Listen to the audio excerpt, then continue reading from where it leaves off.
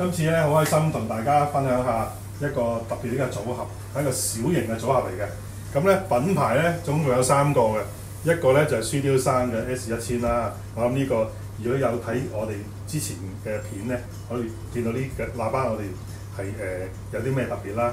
咁嗱Comm 機推動咧，今次用隻意大利機啦，係叫 Simply Italy， 咁啊User Research 嘅產品嚟嘅。咁啊意大利手做嘅機。咁而音源咧，今次咧我哋就唔用 CD 機啦，咁啊用串流機。咁串流機當然啦，最近我哋有一隻好出名嘅機咧，就代理喺手度嘅。咁咧呢隻就 DCS 嘅，咁係最細部嘅串流機叫 Lina。咁呢度有2件機嘅，咁一件咧就係串流啦，同埋解碼啦。咁另外一件咧就係佢個Master Clock 嚟嘅，個時鐘嚟嘅。成套組合咧就音源啦，講機啦，同埋喇叭。咁而先講個喇叭先啦。喇叭呢隻咧係一隻小型嘅座台喇叭啦。咁你見到佢有2路3個單元啦。咁呢隻咧就係我哋俗稱叫 radiator， 咁係一個 passive 嘅單元嚟嘅。咁係通常密閉嘅箱，即係冇窿嘅喇叭先會有呢個 design， 佢係比較出名嘅 design。呢隻係有料嘅，所以你見到有2條蝦鬚啦，我哋叫有啲話2滴眼淚咧。咁其實呢2個咧就係佢嗰個引線咧入去由個喇叭線引條線入去呢度個開腦裏邊嘅一個接點嚟嘅。咁呢個咧你見到牛柏葉咁啊，呢個係一個叫 diffuser， 一個係叫等化器。咁咧係一個康嘴獨有嘅設計嚟嘅。咁通常咧你會喺一個好舊嘅 JBL 品牌裏邊咧會見過呢個設計嘅。咁啊60年代到依家都係仍然有用緊呢個設計嘅。咁喇叭咧就比較容易推嘅。咁而 Comm 機咧呢個瓦數咧就比較細嘅。咁佢個左擴錄音裏邊咧係大概12瓦度嘅。咁佢 channel， 咁每個聲道，咁當然啦1級放大我叫 single end， 即係單端嘅放大咁一對細一對大，左右分開。咁咧最特別嘅地方咧就係膽咧，佢就用咗係 EL34嘅。咁通常 EL34啦，或者係 KT88咧就最常用，廠家最歡迎嘅。咁但係呢個牌子有樣好獨特喎。咁佢哋係全世界第一家係倡議用845膽喎。咁但係當然啦，今次我哋唔介紹845嗰個 Simply 845，就介紹佢隻比較細啲入門嘅，咁叫 Simply Italy。點解叫 Simply 咧？即係簡易，容易玩。咁而佢嘅機亦都保留一個叫富回輸嘅拍掣，呢度有個拍掣啦。咁呢個拍掣咧就係給予佢個線路咧一個富回輸嘅電壓嘅 ，on 同 off 係2種唔同嘅聲嚟嘅，會係後生仔聲啦、清啲啦，啲聲係有動態啲啦，定係 mellow 啲啦，暖聲啦，同埋個人聲會比較濃厚啲咧。咁當然啦，呢啲係視乎個人喜好啦，咁就可以一路拍到。咁但係咧建議一樣嘢。瓦數細嘅膽機咧，通常推動力咧就會有限嘅。咁而推動力細嘅膽機咧，啲聲特別甜嘅，個高音咧我哋叫玻璃高音透明嘅。咁咧就可以係聽到個聲場好寬闊啦，同埋個聲好純真，兼且人情味非常豐富嘅。我諗玩開細瓦數膽機嘅人咧都會追住去聽呢啲嘅。咁當然仲有啲細瓦數啲啦。咁而呢一個咧亦都係 KT88。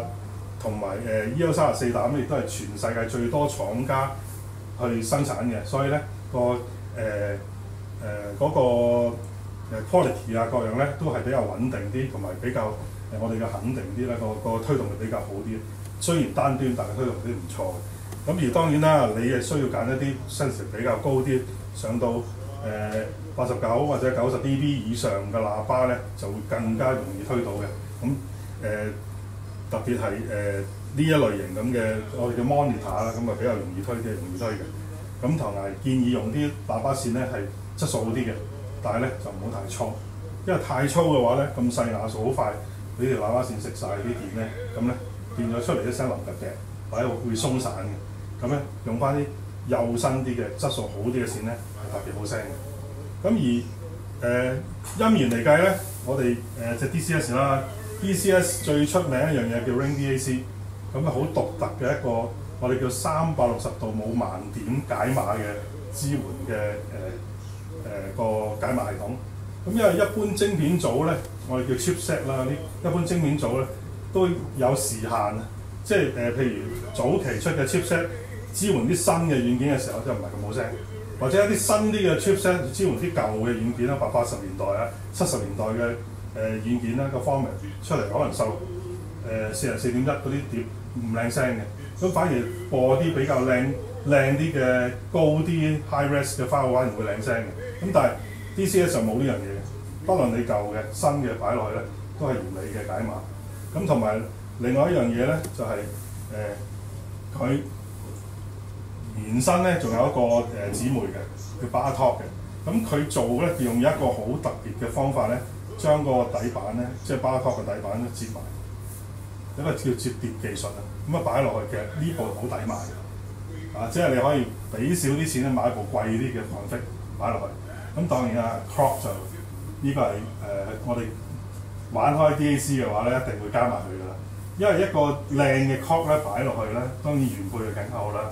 靚嘅 Clock 擺落去咧，所有DAC 裏邊做嘅事物啦，修改系統啦、轉換系統啦，甚至乎係整體嘅運作咧，都會更上一層樓嘅。咁而用同唔用咧，基本上係兩碼事嚟嘅。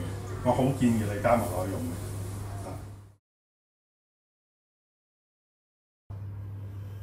When I close my eyes, so I would not see, my Lord did trouble me. When I let things stand that should not be, my Lord did trouble me. When I held my head too high, too proud, my Lord did trouble me. When I raised my voice a little too loud, my Lord did trouble me.